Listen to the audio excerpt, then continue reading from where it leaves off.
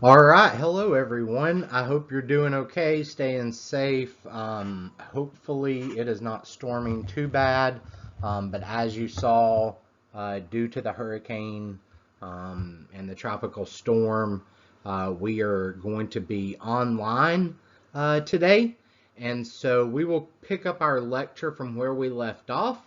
As you remember, on Monday, we went through the journey of criminal justice through the eyes of Juan, and I had you guys kind of tell me what Juan could expect. So we're going to pick up and finish chapter 1 in this lecture, and I hope that you take notes like you normally would as you're watching this. We will go forward and do this thing. All right.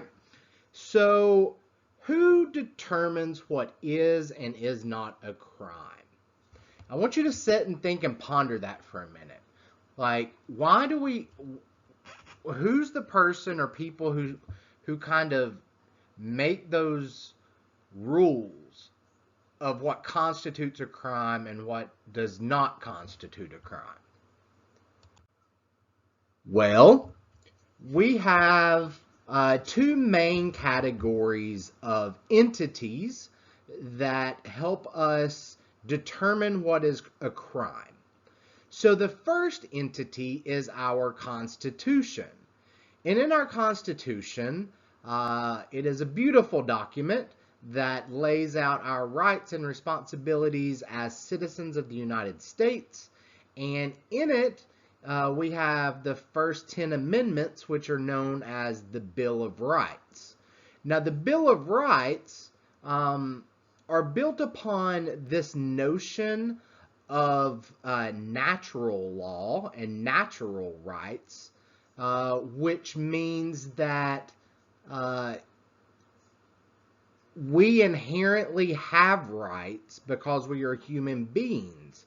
And because we have rights, we have to have protections. And we have a duty to ensure that we exercise those rights in a way in which we aren't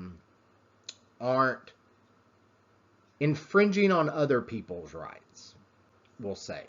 So you have this idea of inalienable rights. And if you've had a universal justice class, my universal justice class and I are talking about the concept of inalienable rights right now. But inalienable rights are the rights that are universal and are not contingent on laws or beliefs specific to a particular government or culture. So again, those inalienable rights are the rights that we have because we are human beings, and because we have those rights, we have a duty to not infringe on other people's rights. And that is called natural rights and the natural law. So then we also have legislation. And legislation is utilized to prohibit certain behaviors. That's where our laws typically come into play, is through the legislative process. Because if we look at the three branches of government, you have the executive, legislative, and judicial branch. The legislative branch are the ones that are entitled to make the laws of the land, whereas the judiciary interprets those laws. So those are our two main tenets whenever we're talking about who makes the rules of what is and is not a crime. So when we talk about crime, we have to talk about this notion of personal liberties. And personal liberties are a highly debated topic in criminal justice and in constitutional law and political science. But personal liberties are basically the ability of a person to do what they wish to do as long as it's legal. And who sets the legality of those behaviors? Well, that's the legislation. And if you want to go even deeper, it's the societal norms that set those rules and regulations. But not everyone has personal liberties. So Juan, let's go back to Juan. Remember, Juan liked to smoke marijuana everywhere, right? He freely and wholeheartedly touted his token skills throughout Statesboro. Well, because Juan was committing a crime, his personal liberties were at stake whenever he got caught. So, whenever someone is committing a crime, they are in jeopardy of losing their personal liberties or their freedom. Sometimes we have a state-sanctioned loss of personal liberties. And you may be asking, Mr. Dean, what are you talking about? The state can't infringe on our rights, right? Well, can they? Absolutely they can. So I don't know how many of you were alive during 9/11, but I remember 9/11 very vividly. I was a freshman in high school. I was sitting in my computer science class, and in comes my teacher with one of those televisions that they used to like drag around with them. We always loved seeing that come in because you knew you were about to do something fun. Well, the 9/11 attacks, the terrorism attacks, changed our perception universally of personal liberties. And what we mean by that is the 9/11 attacks really kind of opened this dialogue in society about sacrificing certain personal liberties in order to have security and safety. Well, then comes the USA, or I have on here, it's the U.S. Patriot Act. You'll hear me talk about I call it just the Patriot Act. But the USA Patriot Act is a piece of legislation that was enacted in 2001. And the purpose of this, it was signed into law by President George W. Bush, and the purpose was to strengthen security measures designed to protect the United States from attack. So in doing this, it reduced restrictions on intelligence gathering, broadened discretion in detaining and deporting suspected terrorists, allowed what's called roving wiretaps, searches of business records, and broad surveillance. And so in the context of personal liberty, after the 9/11 terrorist attack, we became okay as a society giving up our freedom of privacy. And as a whole, we became okay with the government kind of intruding in the sake of security. Well, the U.S. Patriot Act also was followed up in 2015 by the USA Freedom Act. And it came into, and that the Freedom Act came into, it was signed into law the day after the Patriot Act expired. And this act restored many of the previous provisions of the Patriot Act, but it limited, because by 2005 or 2015 we were like, okay, well, maybe the Patriot Act went a little too far in terms of us sacrificing some personal liberties. So the Freedom Act limited collection of telecommunication metadata on citizens. And in August of 2019, the outgoing director of the National Intelligence agencies sent a letter to Congress indicating that the Trump administration had intended to completely restore some of those intelligent gathering ideas and reauthorize some of those provisions. But you see that in our system, in the criminal justice system itself, personal liberties is a hot topic because Yes, criminals lose a bit of personal liberties because they are incarcerated, but should they lose all of their personal liberties?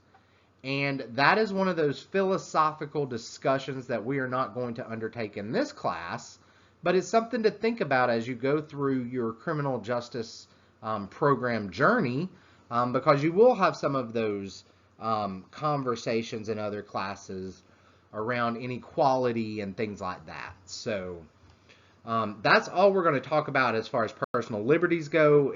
I would be remiss if I didn't highlight some of that. So let's get into the meat of what everybody kind of wants to talk about. So what is a crime? Well, a crime is the breaking of a law for which the criminal justice system or some other governing authority prescribes punishment. So what all that mumbo jumbo really says is a crime is knowingly breaking the law, and that law was put in effect by a sovereign, in our case, legislatures, who we empower to make the laws. All right, so now we are going to talk about the different types of crimes. And there are many types of crimes that we're going to discuss. I think, if I am not mistaken, there are 4 or 5. 1, 2, 4, 5, 6. There are 6 types of crimes that we're going to discuss and kind of overview. So the first type of crime is what's considered a street crime. And this is the crime that you probably see on television. So with a street crime, it involves a victim and an offender coming together in a space of time. So this includes like your homicides, your rapes, your assaults. Street crimes typically have a victim and an offender that interact together. Then you have something that is called property crimes. And property crimes are crimes against property. So the most common form of property crime includes burglary, property theft, and motor vehicle theft. All right, so the next type of crime that we're going to talk about are deemed as victimless crimes. Now, I personally don't like the term victimless crimes, although it is an official term, because no crime is truly victimless, but we'll talk about that here in a little bit. But these are the criminal offenses that are thought to not involve a victim because they don't directly harm individuals other than the offender. So these involve behaviors, illegal behaviors, that don't affect another person. Now, you might be completely confused by this, and if you are, that's totally fine. So, Mr. Dean, what are you talking about victimless crimes? Give me an example. Well, prostitution, drug use, gambling, those don't typically involve a victim. We don't think of prostitutes victimizing their johns. If they do, then we think of it in terms of a street crime or a property crime. But the crime of prostitution itself is thought of as a victimless crime because the only people being hurt is the offender. And then in like the cases of gambling, you don't really think that anyone is being hurt by the act of gambling, but gambling is an illegal activity in the state of Georgia, so it would be considered a victimless crime. The next type of crime is considered white-collar crime. Now, white-collar crime is all of your corporate crime. So these are crimes that will vary by the definitions vary from state to state. But you're thinking of like your Ponzi schemes, your insider trading, your fraud, bribery, things like that that happen by like your occupational or your government professionals, those are considered white collar crimes. I do believe that if you're interested in learning more about white collar crimes, we have an actual white collar crimes class that you can take that you can kind of go through all of those. So I will say about white collar crimes that white collar crimes affect more people than street and property crimes combined. So white collar criminal or the criminal white collar criminal enterprises comprise more victims than street crimes and property crimes combined.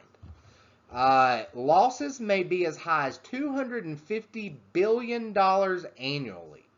So when you think of white collar crimes, you might think of like Bernie Madoff, insider trading, or those Ponzi schemes that they create fake businesses and have people invest all of their retirement in, and that business doesn't really exist, so people are losing all of their money. They're really giving it to those heads of the business, and those heads of the business are taking all the money and running. That's typically like your white collar crimes. So now let's shift focus, and we're going to talk about cybercrime. Cybercrime is a form of illegal activity using a computer or computer networks as a primary method of commission. So this includes like your viruses, your malware, anything to kind of intrude on you. I know as state employees, like every year, I had to take all kinds of cybercrime training, change your passwords, make sure your passwords are good so people can't hack into the system. Because believe it or not, cybercrime is on the rise. And cybercrime is hard to detect and hard to find the offender with an everyday occurrence, because you can mask IP networks and things like that. So tracking cyber criminals can be very difficult. I will say that Dr. Dodge leads our cybercrime. I believe we have a minor. So it's a cybercrime minor for criminal justice majors, where you get to do all kinds of fun activities and kind of things like that, kind of trying to solve cybercrime problems.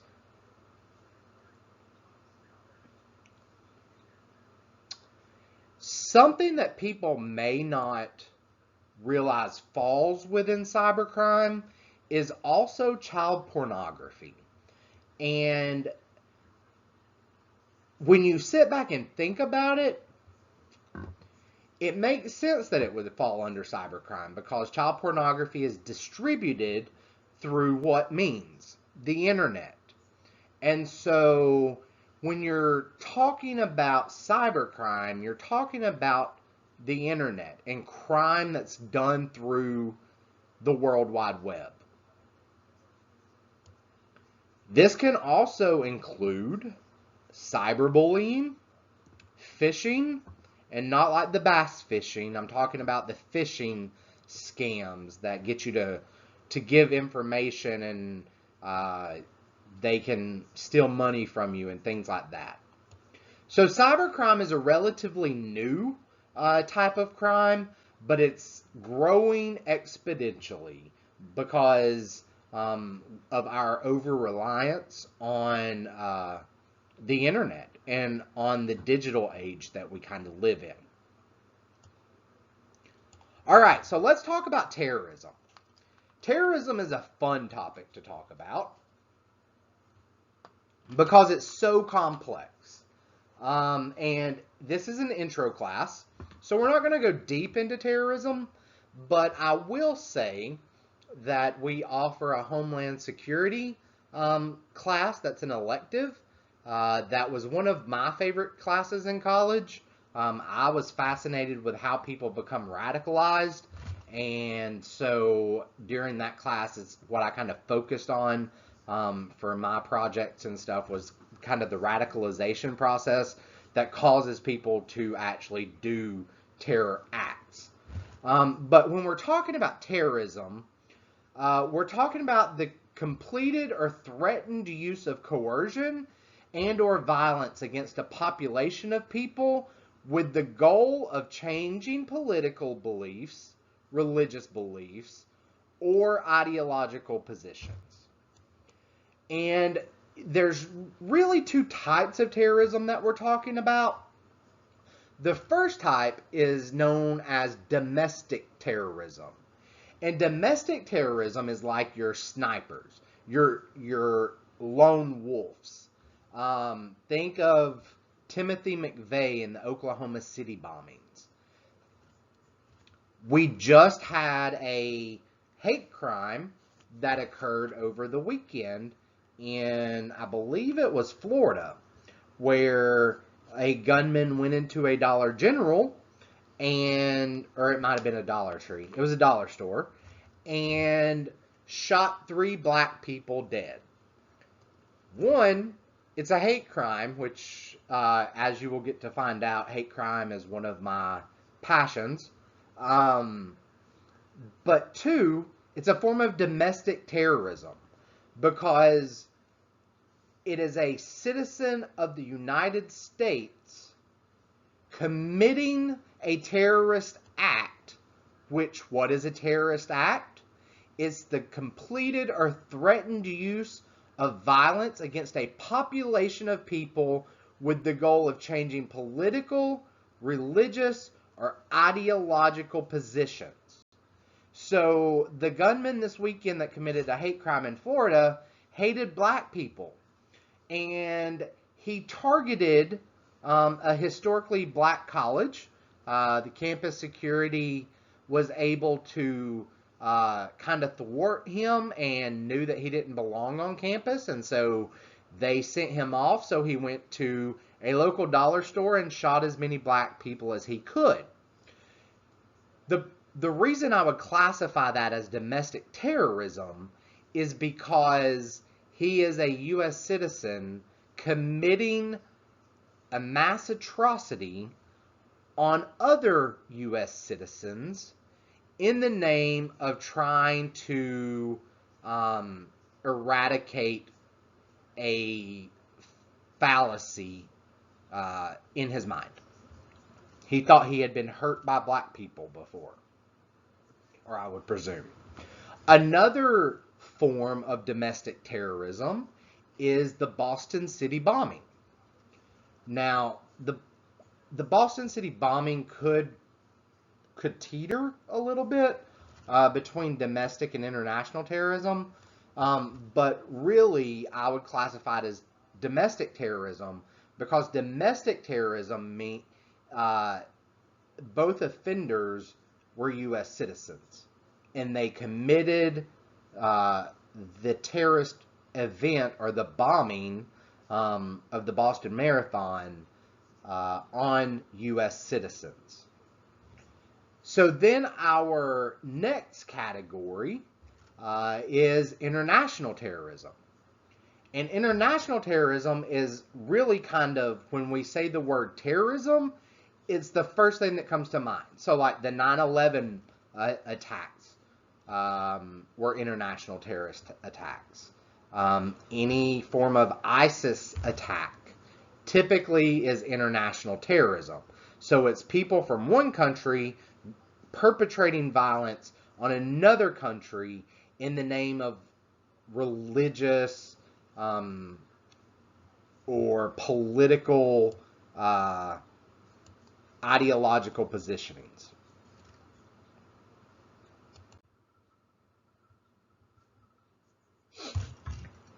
All right, so we've talked about the types of crimes, and so let's kind of talk about crime in and of itself. Crime is not a new concept. As long as there's been civilization, there's been those that have gone against the social norms. How we've classified crime has changed. However, there are two major concepts that you will need to remember throughout this class and throughout this program. These concepts of crime classification has not changed over time.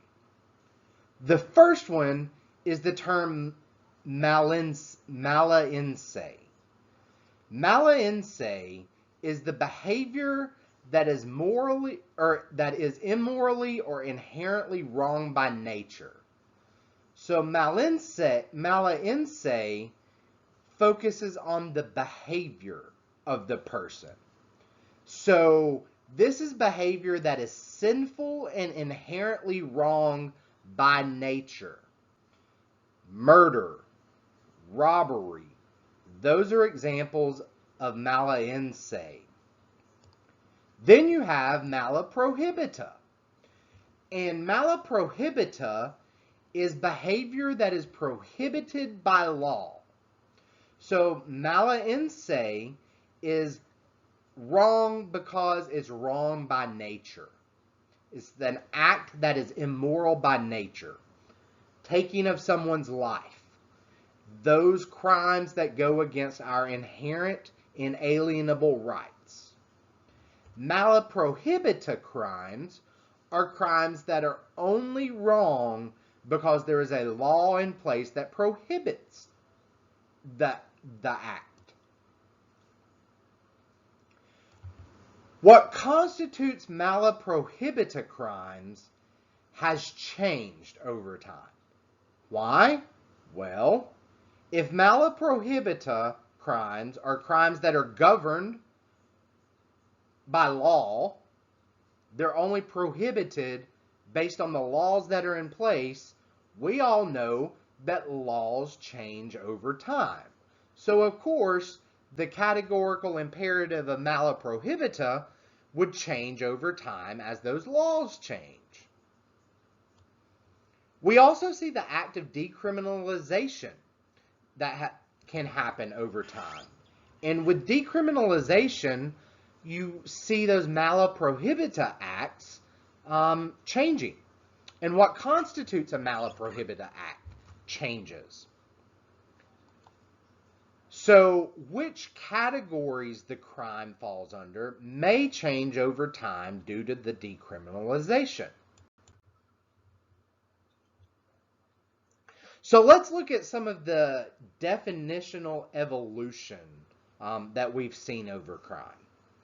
And you're going to see in this PowerPoint that I've put the Georgia Code sections in for each of these. I have also included the Georgia Code sections in folio for you to look at. You can pull up the law and actually look at it yourself. But let's start with justifiable homicide. So when we talk about justifiable homicide, we're talking about the lawful killing of another person, such as when law enforcement officers or a citizen kills in self-defense or to defend oneself. So you're looking at homicide, which is the killing of someone, being justified for a reason. So your book talks about make my day laws and the castle doctrine. And we really see the castle doctrine come in place in our self-defense laws. So what constitutes justifiable homicide has evolved over the years. To be justified, the offender must pose an imminent threat to life or well-being of others. And with the castle doctrine, that's the legal doctrine that states that homeowners are no longer required to treat if threatened by an intruder. So the Make My Day law and the castle doctrine all came about with home invasions and being able to protect your property. In some states, it extends beyond the home. In some states,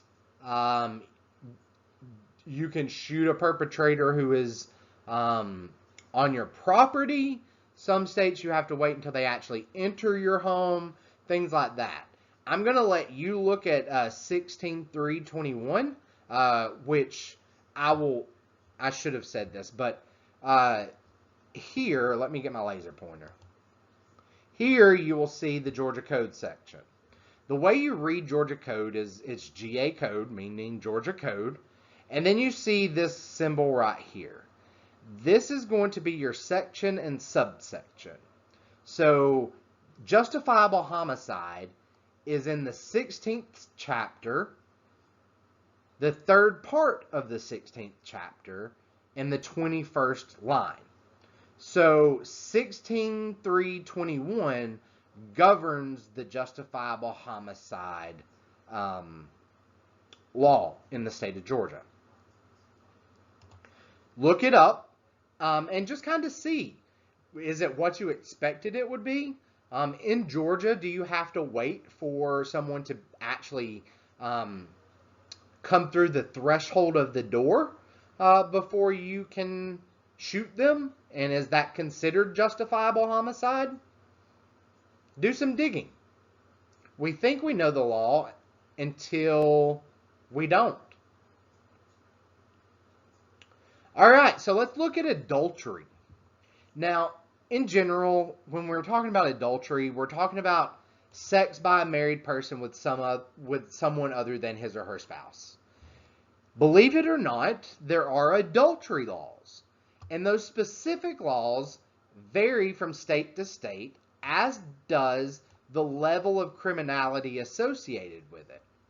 When we go back and look at ancient times, adultery was a serious violation of the law, usually punishable by death. However, over time, it has been decriminalized, and it has not been enforced, I think you would see a lot. Definitions of punishment vary state by state. If I'm not mistaken, when I looked it up, putting together this presentation, I believe adultery is a misdemeanor in the state of Georgia. And you typically see, I don't think I've ever seen anyone charged with adultery, but you typically see that law being invoked in like civil suits, like divorce proceedings and things like that. But adultery, the Georgia adultery law is 16.619. So check it out, see if anything surprises you about it. All right, so let's move to driving under the influence. So driving under the influence is really a newer type of law. If you think back to our conversations that we've had so far, remember in the 80s, there was that Get Tough movement, and you really saw more of a stricter stance on drugs. Well, there became a social realization that as automobiles kind of started to permeate our society, that drinking and driving also was a social problem that was permeating our society. And so what happens when we realize that as a society we have a problem going on that needs to be dealt with, or we have a behavior that we don't agree with? What needs to happen? So typically what happens is we legislate that behavior to get that behavior under control. And so this is what we see with DUI laws. So in the 90s, you really kind of see DUI laws ramping up. And why is that? Well, Mothers Against Drunk Driving, MAD. That's why. Mothers Against Drunk Driving is an organization whose mission is to educate and advocate for DUI laws.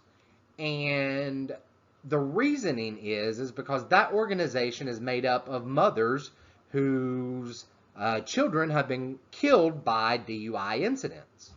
So we see an increase in criminalization of DUI over the last century. Whereas in the 1800s, this law didn't exist.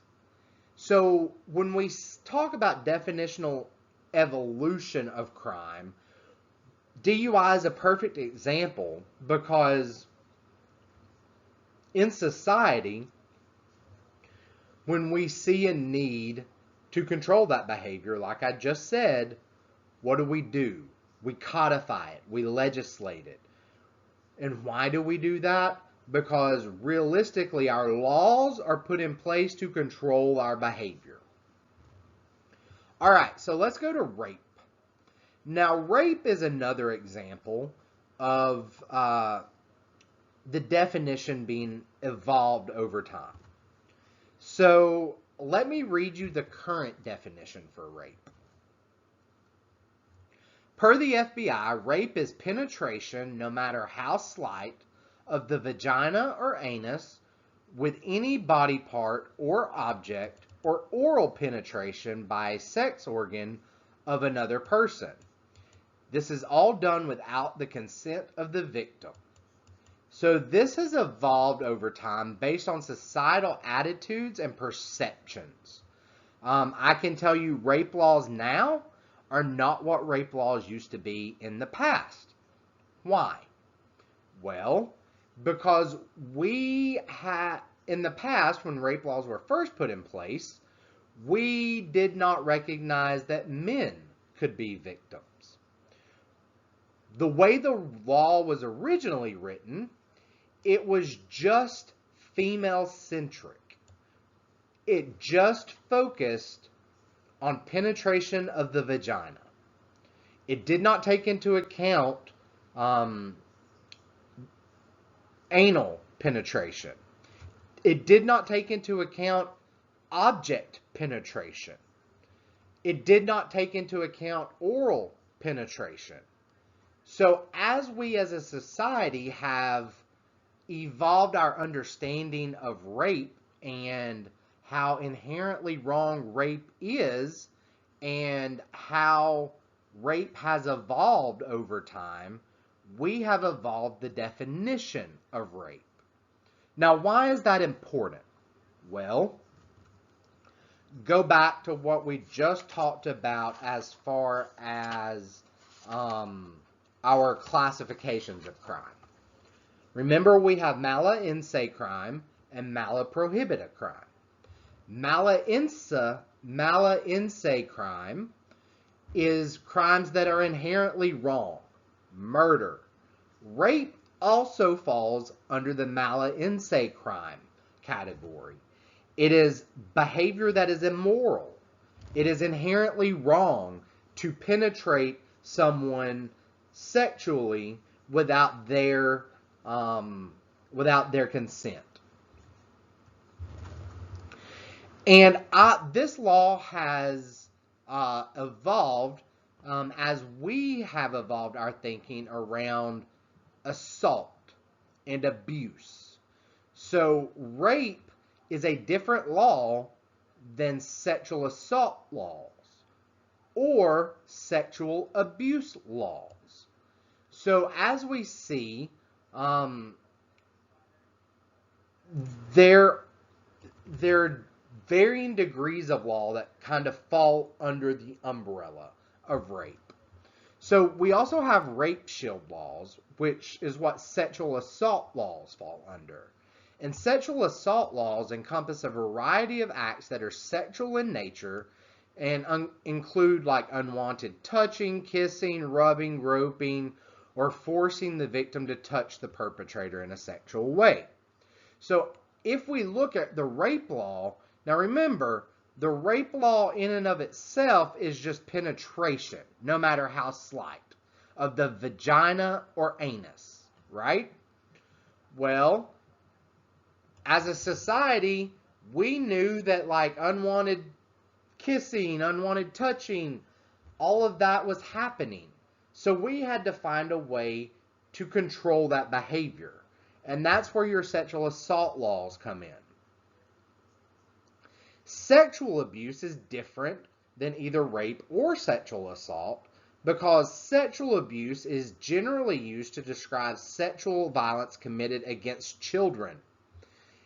It can include actions such as forced touching, requiring the child to sexually touch the perpetrator, or forcing him or her to watch sexual activities. I can tell you in my personal experience as a child abuse investigator,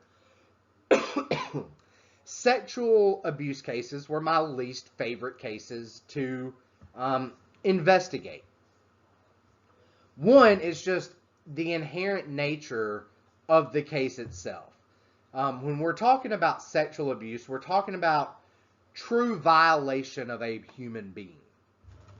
But two, the law that governs sexual abuse may encompass sexual assault or rape, or it can be broader. And in Georgia, it's typically broader, the sexual abuse laws.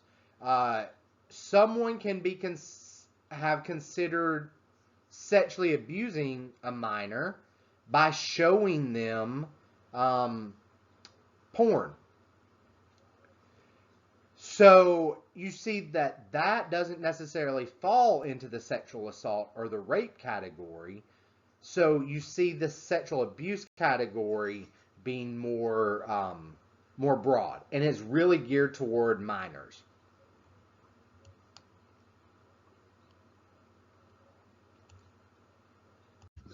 All right, so we've looked at what crime is. We've looked at the different categorizations of crime. We've looked at the classifications of crime as far as mala in se and mala prohibita. We've looked at some of the definitional evolution in crime. And now we're going to really kind of turn our attention to the criminal justice system itself. And we're going to look at some of the theoretical perspectives of the system. And when I say that, what I'm talking about is there are different perspectives on what the purpose of the system should be. And one perspective is known as the crime control perspective. So this perspective is a widely popular view. Let me repeat that. The crime control perspective is really, really popular because that is where our harsher punishments come into play and our get tough laws come into play. So this perspective states that the goal of the system is to prevent crime by shrewdly and harshly punishing the offender. Under the crime control model or perspective, you see a focus on law enforcement, a focus on mandatory sentencing, a focus on longer sentencing, of making sure that offenders complete the majority of their sentences and not be released on good behavior. Research suggests that this model is highly ineffective and it's economically detrimental. If we take a stance of a crime control stance, that means one, we're locking more people up, which leads to what? Overcrowding, which leads to diminished resources, which leads to a never-ending circle that we get in of not being able to fully restore justice. The crime control model says that the role of the system is only to be putative in nature. All right, so our next perspective is the rehabilitative perspective. This perspective says that the purpose of the criminal justice system is to rehabilitate offenders. Under this perspective, practitioners recognize that crime is a result of blocked opportunity, whether that be a lack of employment, inadequate housing, inadequate education, a lack of transportation, poor role models. All of that plays a factor into why someone commits crime. And under this perspective, the role of the system is to provide individuals with the means to improve their life. So if we're saying that little John, or let's use Juan. If we're saying Juan smokes marijuana every day because that's all he's ever known. He was kicked out of school at the age of 12. He comes from a broken home in a poor neighborhood who had a very low chance of ever going to college. And then he never graduated high school, which put up roadblocks to him finding stable employment. So what does Juan do? Juan tokes up his life all day. Under the rehabilitative model, instead of Juan getting 10 to 15 years for a marijuana possession, Juan would get educational opportunities. Juan would get help learning how to be employed. Juan would get positive role models. Juan would get mentors. The system would provide that to Juan. Now, this perspective has its flaws too. If the system is responsible for rehabilitating an individual, where does that money come from? If we take it away from the corrections side and put it toward the rehabilitative side, crime still happens. What are you going to do with those criminals? Are you going to rehabilitate everybody? In order to truly understand why someone is committing crime, you have to get to know them. You can't just look at Juan and say, oh, Juan came from a broken home. That's judging. But you truly have to have some type of clinical intervention. Clinical intervention in a rehabilitative setting in order to truly practice the rehabilitative approach. It's not as easy as just saying, oh, your mom and dad broke up and you didn't finish school. Let's get you a GED. It doesn't really work like that, because then you get into situations where people tend to kind of go with what they know. So maybe Juan doesn't want to stop smoking marijuana. He doesn't recognize that that's an issue. So either perspective that you kind of look at, they have their good, they have their cons, but it is very much a pendulum that shifts. You see, and again, my experiences with juvenile justice, so I saw the crime control and the rehabilitative model, that pendulum swung very hefty based on leadership and based on just the overall philosophy of the community at the time, between what's the purpose of the juvenile justice system, which we'll talk about at the end of the semester when we talk about juvenile justice. But this is a process that this system undergoes monthly, yearly, when any major new leadership changes. Politics plays heavily into how we view crime, and what perspective and purpose we believe the system should have. Another perspective is known as the due process perspective.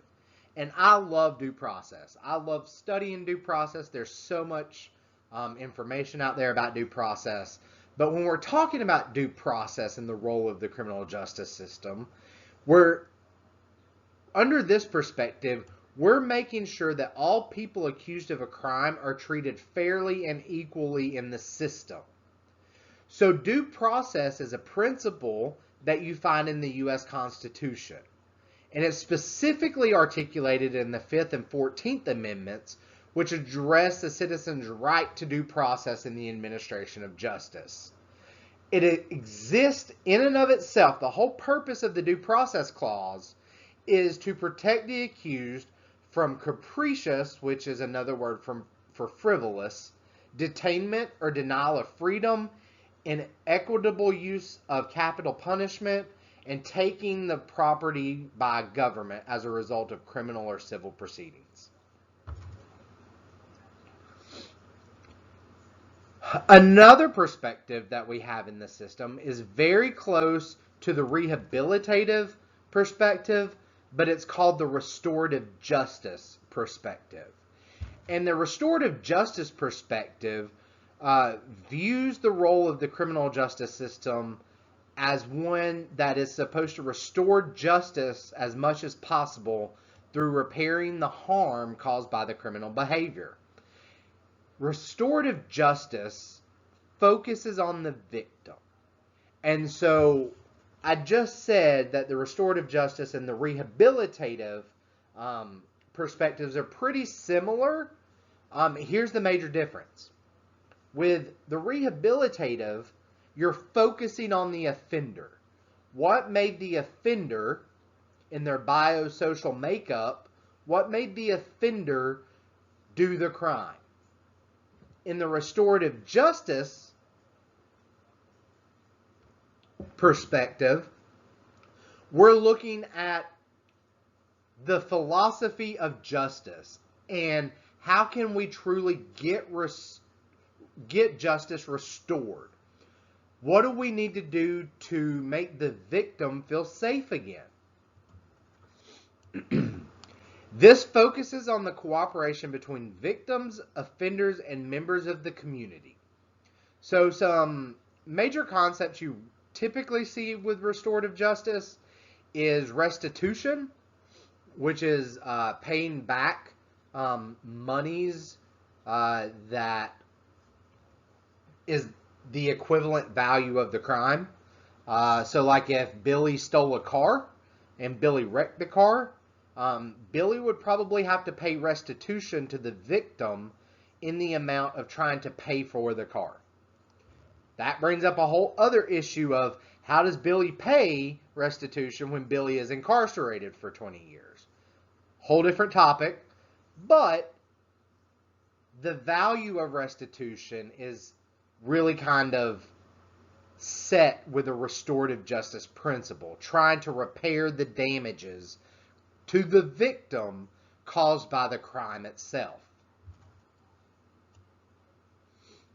Research suggests that restorative justice has the highest rate of victim satisfaction and offender accountability. So where you saw the crime control model having really negative trends, you see restorative justice having positive trends in the research and in the statistics. And then our final perspective is one of non-intervention. And non-intervention is exactly what it says it is. Non-intervention views the role of the criminal justice system as one that needs to be as minimal and non-intrusive as possible. They see that the system itself stigmatizes the offender, and that offender can never overcome that stigmatization from being involved in the system. So it's kind of like this self-fulfilling prophecy that offenders view themselves as failures or delinquents and find navigating the non-criminal world more problematic because of the label. So they go back to what they know and go back to a life of crime. Because sit there and think about one. So one's arrested for marijuana. One now goes to jail. Let's say Juan had a job. Well, Juan sits in jail over the weekend, and Juan was supposed to work that weekend. So now that Juan is in jail, Juan can't work that weekend. Juan probably will lose his job, right? So Juan has lost his job. Because Juan lost his job, he can't make money to pay his rent. Juan loses. Sorry, guys. Juan then loses his house. And because he doesn't have a place to stay or money coming in, Juan loses the car that he was caught smoking in. So it's this vicious cycle due to the label and stigmatization of being associated with the criminal justice system that this perspective of non-intervention advocates for, saying you don't need that much intervention in someone's life. You see a lot of the advocates around decriminalization kind of have this perspective and recognize this purpose of saying, criminal justice system, you need to kind of deregulate or decriminalize a lot of the non-serious victimless crimes.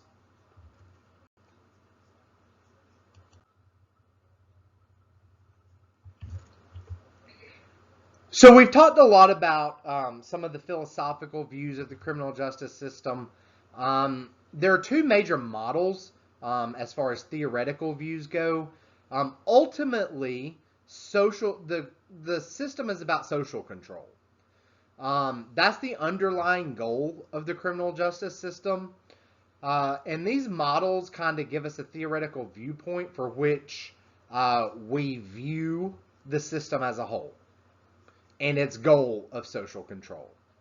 So the consensus model is a theoretical view of the criminal justice system that highlights the collaborative nature of the system. The components of the criminal justice system work in unison to achieve justice.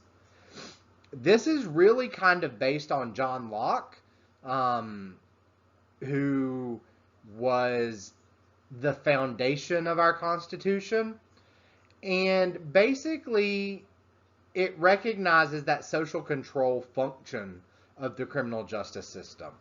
Everyone works together to achieve justice, and there's a general agreement about what behaviors are harmful to the majority of the public. So then you have the conflict model. And in this model, it says that the criminal justice system highlights the adversarial nature of the system. So components of the criminal justice system work in competition to produce fair and just outcomes. This is typically based on the work of Karl Marx, and it basically says that criminal laws serve as a way to control the powerless. So in your conflict model, that's basically like the haves and have-nots. And the theoretical underpinning of the conflict model is that the elites utilize the law to hold down the non-elites or the lesser thans, and use the law as a means to control the middle class behavior so that they don't rise above. So I'm not going to spend a lot of time on the media.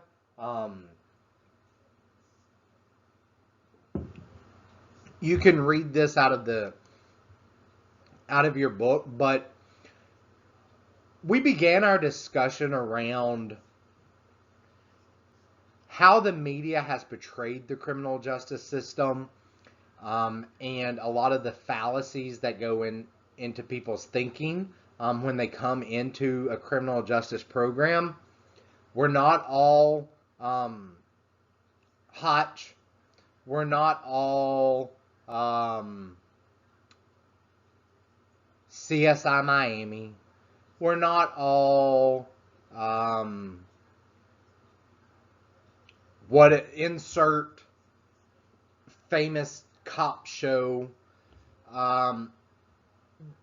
The system itself comprises multiple entities, as you will see throughout this semester.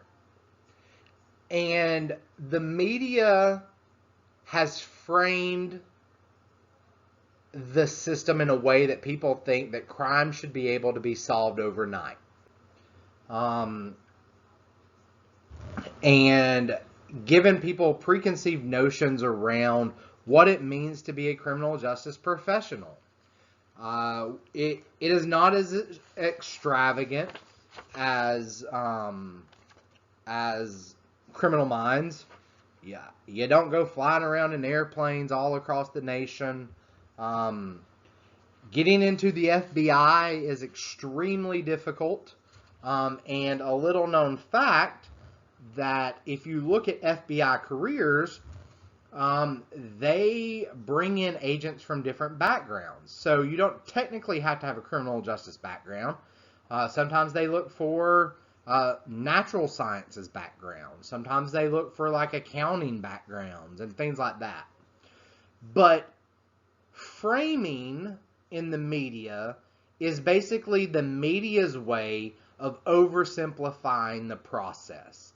Because after all, they have an hour that they have to fill of a TV show, so the crime has to be solved within that hour. Doesn't always work that way. It could take months, years, for criminal trials to be heard. It could take months and years for DNA to be tested. It doesn't happen in the matter of a day or a week.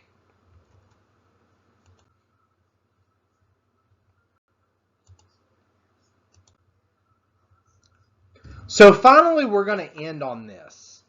There is a difference between when we say criminal justice and criminology.